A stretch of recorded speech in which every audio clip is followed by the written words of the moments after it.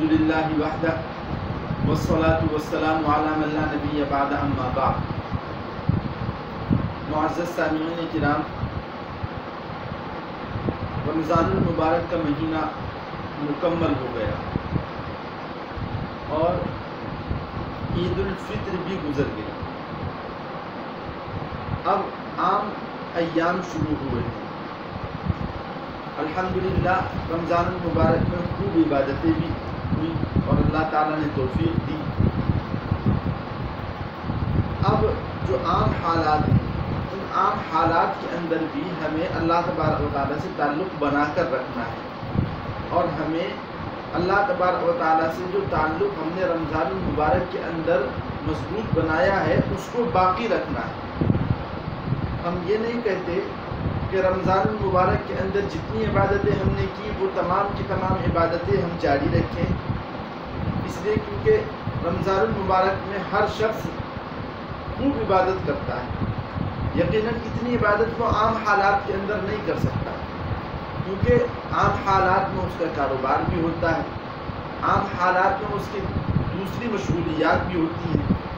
اس وجہ سے وہ عام حالات کے اندر وہ عبادتیں نہیں کی جا سکتی جو عبادتیں رمضان المبارک میں کی تھیں، لیکن جو ضروری عبادتیں ہیں ان عبادتوں کا اہتمام ہمیں کرنا چاہیے رمضان المبارک کے علاوہ۔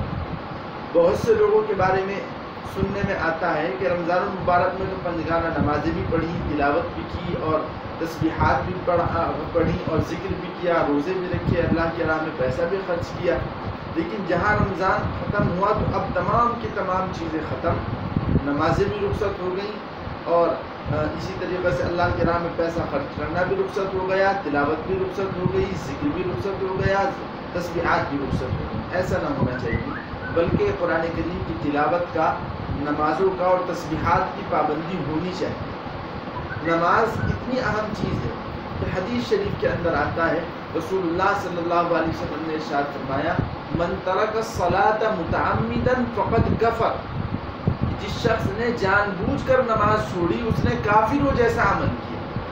اس سے اندازہ ہوتا ہے کہ نماز اسلام میں کتنی اہم عبادت ہے۔ اور ایک خصوصیت نماز کی جو اللہ تبارک و تعالیٰ نے بیان کی ہے وہ یہ ہے خصوصیت کہ اگر کوئی انسان نماز پڑھے گا اور پابندی کے ساتھ نماز پڑھے گا تو یہ نماز اس کو دوسرے گناہوں سے روکے گی۔ اللہ تعالیٰ ارشاد فرماتے ہیں، ان الصلاۃ تنہی عن الفحشاء والمنکر، کہ نماز کی فطرت کے اندر اللہ تبارک و تعالیٰ نے یہ امتیاز رکھا ہے، یہ خصوصیت رکھی ہے کہ وہ انسان کو دوسرے نامعقول باتیں، دوسری لایعنی باتیں، دوسری غلط باتوں سے روکتی ہے۔ اس لیے میرے عزیز بھائیوں، نمازوں کا اہتمام کریں۔ اگرچہ رمضان المبارک ختم ہو گیا لیکن نمازیں پھر بھی ہمارے اوپر فرض ہیں، 12 مہینے نمازیں ہمارے اوپر فرض ہیں۔ پنجگانہ نمازوں کا اہتمام کریں، اور نماز پڑھنے کا مطلب یہ نہیں ہوتا کہ جب چاہے نماز پڑھ لی، بلکہ نماز کے جو اوقات مقرر ہیں انہی وقتوں کے اندر، جو ٹائم نماز کے مقرر ہیں انہی ٹائم کے اندر نماز کو پڑھنا چاہیے۔ قضا نماز پڑھنا، فجر کی نماز 9 بجے اٹھ کر پڑھنا، یا ظہر کی نماز عصر کے اندر پڑھنا، یا مغرب کی نماز عشاء میں پڑھنا، یہ اچھی بات نہیں ہے، یہ کامل مومن والی بات نہیں ہے۔ کامل مومن والی بات یہ ہے کہ انسان نماز کو اس کے وقت میں پڑھے، نماز کا اہتمام کریں، قرآن کریم کی تلاوت بھی کریں اور تسبیحات بھی آپ پڑھیں اور اللہ تبارک و تعالیٰ سے رابطہ رکھیں۔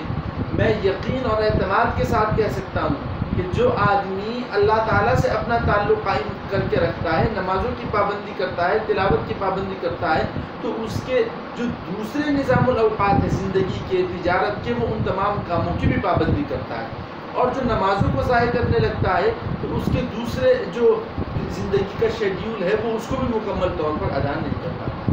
تو آج کی اس ویڈیو کا مقصد یہی ہے کہ رمضان گزرنے کے بعد بھی ہمیں اللہ تعالیٰ سے تعلق قائم رکھنا ہے اور نماز کی پابندی کرنی ہے۔ اللہ تعالیٰ ہم تمام لوگوں کو عمل کی توفیق مرحمت فرمائے۔ وآخر دعوانا الحمدللہ۔